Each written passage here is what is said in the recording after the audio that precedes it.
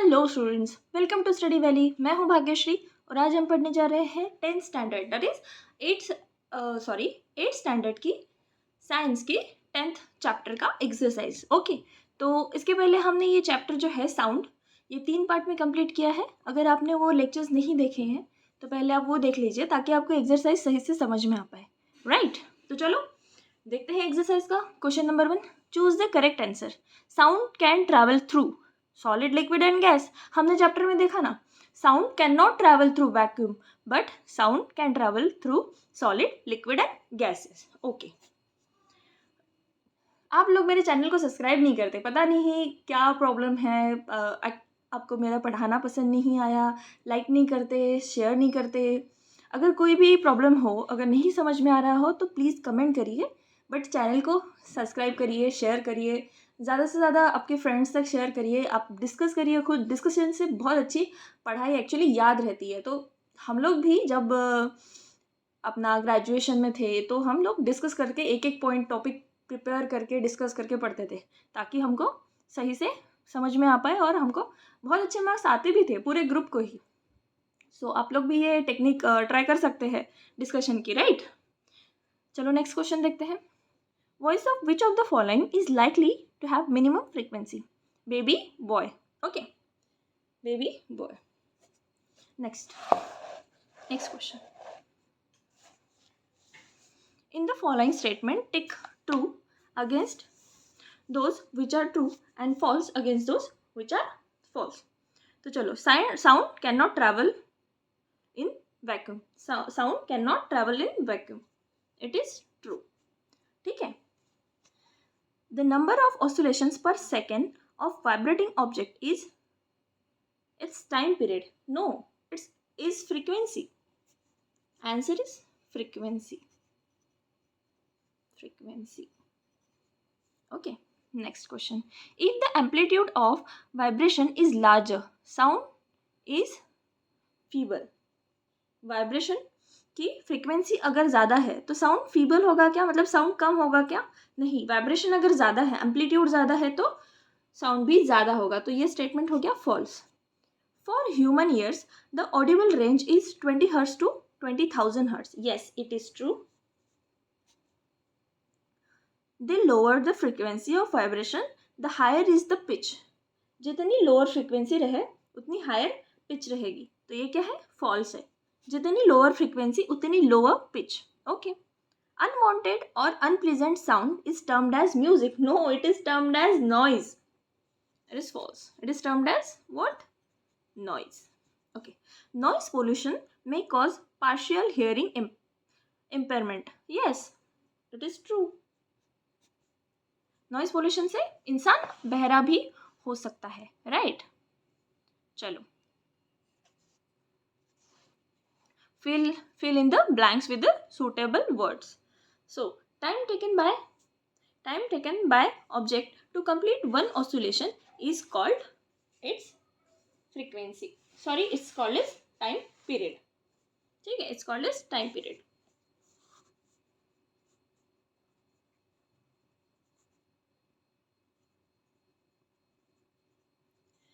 Number of oscillations per second is frequency. Time taken by an object to complete one oscillation is time period. Loudness is determined by vibration, amplitude of vibration. So loudness is determined by amplitude of vibration. The unit of frequency is hertz. G-R-T-Z, and it is denoted by H-Z. Unwanted sound is called noise. Unwanted sound को क्या बोलते हैं? Noise. ये हमने true और false में भी देखा. Shrillness of the sound is determined by the frequency of vibration. Shrillness of the sound,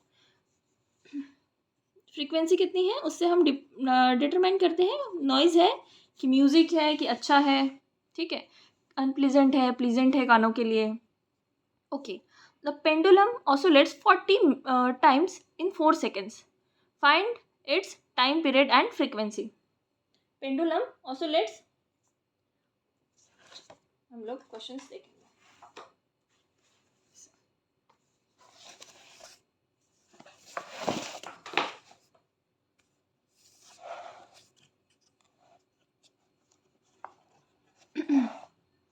चलो, a pendulum oscillates 40 times in 4 seconds. Find its time period and frequency. So given क्या है, number of oscillation is 40 and total time taken is 4 seconds. So time period is what? Time taken in one oscillation. So total time upon total number of oscillation, इसका formula है ये time period का, time taken for one oscillation, एक oscillation के लिए कितना time लगता है ये हम कैसे निकालेंगे, total time divided by number of oscillations. So यहाँ पे number of oscillations time period कितना है 4 सेकेंड का, ठीक है, और नंबर ऑफ ऑसिलेशंस कितने 40, ये इसका फॉर्मूला है, ठीक है, इसको आप लर्न करना है. Time period is equal to total time taken upon total number of oscillations, total time upon total number of oscillation, right. So हमको टोटल टाइम कितना गिवन है 4 seconds, that is 4 seconds upon 40 number of oscillations, right. So it is 4 cancel हो जाएगा, so 1/10 seconds, so it is 0.1 second. So time taken is 0.1 seconds. तो अब क्या निकालेंगे हम, फ्रीक्वेंसी निकालेंगे, फ्रीक्वेंसी उसका उल्टा, ठीक है, फ्रीक्वेंसी उसका उल्टा हो जाएगा, नंबर ऑफ ऑसिलेशंस पर second, that is number of vibrations upon time taken. Number of oscillations पर सेकेंड होता है ना, तो ये क्या किया 4 सेकेंड में 40 ऑसिलेशंस किए, तो 1 सेकेंड में कितने ऑसिलेशंस होंगे 10 ऑसिलेशंस होंगे, तो उसकी फ्रीक्वेंसी क्या होगी 10 हर्ट्ज होगी, राइट. सो ये यहाँ पे गिवन है, देखो 40 ऑसिलेशंस, ओके, तो यहाँ पे 40 divided by number of oscillations कितने थे 40, सो टाइम टेकन इज 4 सेकेंड, तो दैट इज 10 पर second, that is 10 hertz. So frequency is 10 hertz. Next question. The sound from a mosquito is produced when it vibrates its wing at an average rate of 50 vibrations per second. एक second में कितने vibrations होते हैं 50 vibrations, तो इसकी frequency क्या हो गई 50 500 वाइब्रेशंस है, राइट. कितने वाइब्रेशंस 500 वाइब्रेशंस, तो एक इसकी फ्रीक्वेंसी क्या हुई 500 हर्ट्ज, राइट. फ्रीक्वेंसी क्या हुई 500. What is the time period for the vibration, तो टाइम पीरियड क्या है total time taken upon number of vibrations, तो टोटल टाइम टेकन कितना 1 सेकेंड हुआ और नंबर ऑफ वाइब्रेशन इज 500. सो ये हम इसको डिवाइड करेंगे तो कितना आएगा 0.002 सेकेंड्स. तो इसको डिवीजन तो आता है ना आपको, ये क्या करेंगे हम इसको यहाँ पे 3 0 लगा देंगे, ठीक है, और 3 0 लगाए हैं इसलिए यहाँ पे ये पॉइंट 3 डिजिट के बाद ये पॉइंट आएगा. Suppose we are writing this, sorry ये 0 नहीं है, वेट, हाँ 1000 डिवाइडेड बाय 500, तो ये हम इसको, ये आ गया 2. अब हमने क्या किया था यहाँ पे 3 0 लगाया था, इसीलिए हम जो डेसिमल पॉइंट है वो 3 डिजिट के बाद देंगे, सो ये 2 1 1 2 एंड 3, ठीक है. सो ये आ गया हमारा आंसर 0.002 सेकेंड्स, ठीक है. चलो next question. Identify the part which vibrates to produce sound in the following instrument. So ढोलक में क्या होता है मेम्ब्रेन, स्ट्रेच मेम्ब्रेन. सितार में क्या होता है स्ट्रिंग, और फ्लूट में क्या होता है एयर कॉलम. फ्लूट अंदर से क्या होती है हैलो होती है, आपने देखा होगा फ्लूट को अंदर से क्या होती है हैलो, तो उसमें से क्या है एयर कॉलम है, वो एयर कॉलम है, इसीलिए उसमें से साउंड म्यूजिक प्रोड्यूस होता है, राइट. चलो देखते हैं नेक्स्ट क्वेश्चन.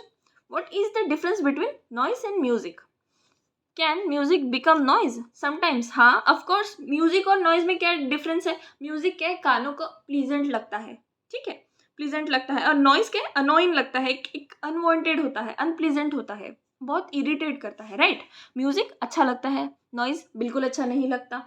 अगर म्यूजिक को नॉइज में कन्वर्ट करना हो तो क्या करना पड़ेगा, थोड़ा सा अब घर में जब म्यूजिक सिस्टम बजाते हो तो उसको कम आवाज़ पे रखो तो अच्छा लगता है. अगर वो पर्टिकुलर एक लेवल से, एक फ्रीक्वेंसी से ज़्यादा हो जाए, टू लाउड हो जाए, तो क्या होगा वो भी नॉइज में कन्वर्ट हो जाएगा और वो भी हमको तकलीफ देगा, ठीक है. सेम हमने यहाँ पे आंसर में लिखा है unpleasant sound are called noise where as music is sound.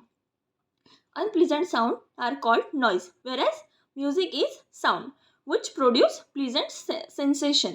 ठीक है, but if musical sound is too loud, it becomes noise. Okay, समझ में आया.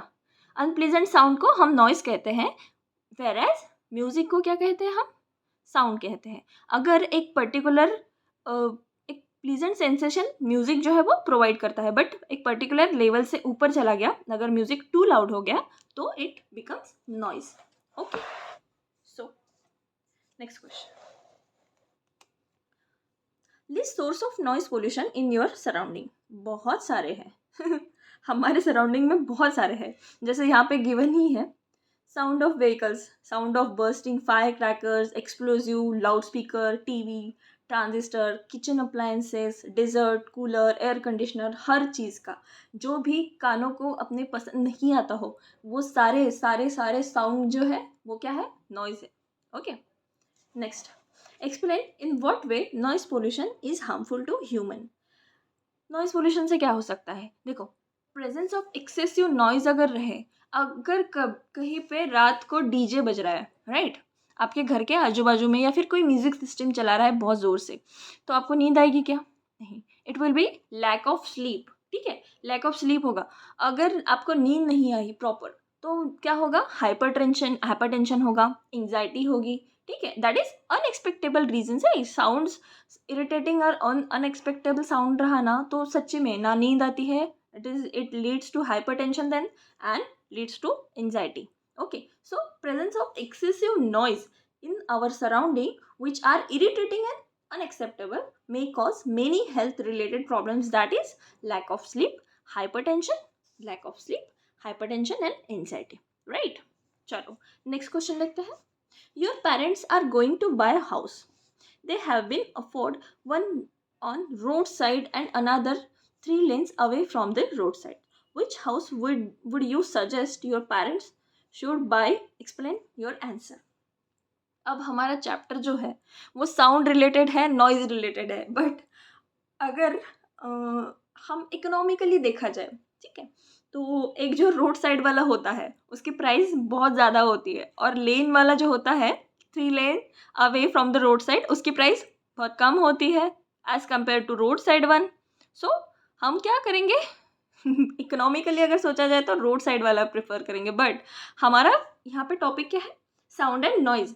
तो इस according to this, road side अगर घर रहता है तो दिन भर व्हीकल्स की आवाज़, हॉर्न आती रहेगी, तो हमको नॉइज नॉइज पोल्यूशन क्रिएट करती है, हमको इरिटेट करेंगे, राइट? और हो सकता है हमारे घर में कोई बीमार है, उस किसी को हाइपरटेंशन हो जाए, लैक ऑफ स्लीप, क्योंकि रास्ता तो रात में भी चलते रहता है ना, हेवी व्हीकल्स जो है चलते रहते हैं रात में, तो लैक ऑफ स्लीप भी हो सकता है। So it's better to buy 3 lane away from the road side house, 3 lane away from the road side. ठीक है, ठीक है, ओके, चलो, I will suggest my parent to buy house which is 3 lane away from the road side. Okay, this is because the house on the roadside will receive unwanted sounds of vehicle, whereas the house which is 3 lane away from the roadside will be free from the noise pollution. Same exactly the same answer जो मैंने अभी explain किया, right? क्यों? हम उनको suggest करेंगे जो 3 lane away है वो घर खरीदे, ताकि जो नॉइज़ पोल्यूशन है, जो नॉइज़ है, वो रोड साइड वाला वो उनको डिस्टर्ब ना करें। ठीक है, क्योंकि जो रोड साइड वाले घर होते हैं वहाँ पे व्हीकल्स का साउंड ज़्यादा आता है। ठीक है, okay, sketch the larynx and explain its function in your own words. तो यहाँ पे ये क्या है? लैरिंग्स स्केच किया गया है, नॉर्मल सा आप ऐसे निकाल सकते हो। चलो मैं ड्रॉ करके दिखाती हूँ आपको।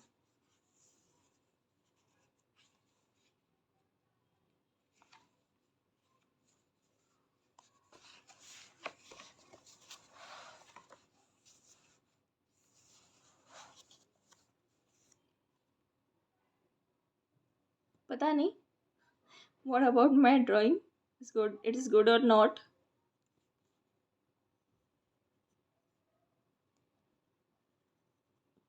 It would be better, right? So ये इसको हम ऐसे निकाल दिए, ये क्या हुआ? हमारा लिप का एरिया होगा, राइट? ये हमारा लिप का पोर्शन हुआ, ये हमारे नोज का पोर्शन हुआ, ठीक है, और ये हो गया हमारा थ्रोट।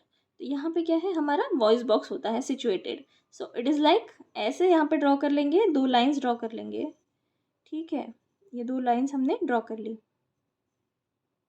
ये हमने यहाँ पे ऐसे 2 लाइन्स हमने ड्रॉ कर ली, ठीक है, हो गया, इजी था ना? पता नहीं आप लोगों को इजी लगा कि नहीं। और ये दूसरा वाला ड्रॉ करेंगे अभी। This is little bit tough. Okay चलो फिर भी कोशिश करते हैं। ऐसे 2 पन्ने निकालना है।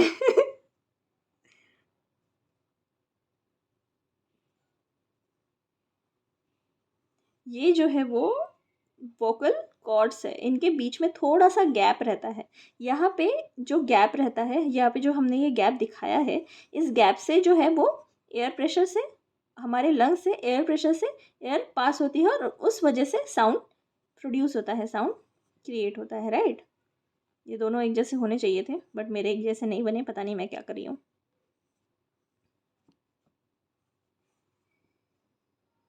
ये इसको ऐसे, ठीक है। ये जो है वो 2 वोकल कॉर्ड्स है, इसमें से एक गैप होती है, इस गैप में से क्या होता है, एयर पास होती है हमारे लंग्स के थ्रू। तो इस लंग्स से एयर पास होती है, सो इस वजह से एयर प्रेशर की वजह से हमारा जो है साउंड प्रोड्यूस होता है, राइट। तो चलो हम एक्सप्लेनेशन देखते हैं। In human the sound is produced by voice box. In human the sound is produced by voice box और the larynx. It is situated in the throat. कहाँ होता है सिचुएटेड? थ्रोट में सिचुएटेड होता है। Below it is wind pipe, below it is the wind pipe. The 2 vocal cords are stretch across the voice box. यहाँ पे ये voice box यहाँ पे है, ये लैटरल व्यू है इसका, ठीक है। तो ये जो है वो हम इसका, यहाँ पे ये 2 वोकल कॉर्ड्स है, इसमें से बीच में से एक छोटी पाइप होती है, ठीक है। Stretch the voice box larynx in such A way that it leaves narrow slit. ये क्या है? एक नैरो स्लिट है इसके बीच में, narrow slit between them for the passage of air. मैंने अभी बताया एयर पैसेज के लिए उसमें 2 वोकल कॉर्ड के बीच में एक नैरो स्लिट होती है, वहाँ से क्या होता है, हमारे लंग्स के थ्रू फोर्सफुली जो है एयर पास होती है। एयर देखो, passage of the air when the lungs force air through the slit, the vocal cord vibrates and vibration result in the sound. इस वजह से क्या होता है, वोकल कॉर्ड क्या होती है, वाइब्रेट होती है और वाइब्रेशन की वजह से हम साउंड प्रोड्यूस होता है। Vibration leads to production of sound, that is vibration results in sound. Okay, last question देखते हैं। लास्ट क्वेश्चन ही है ना? हाँ लास्ट क्वेश्चन ही है।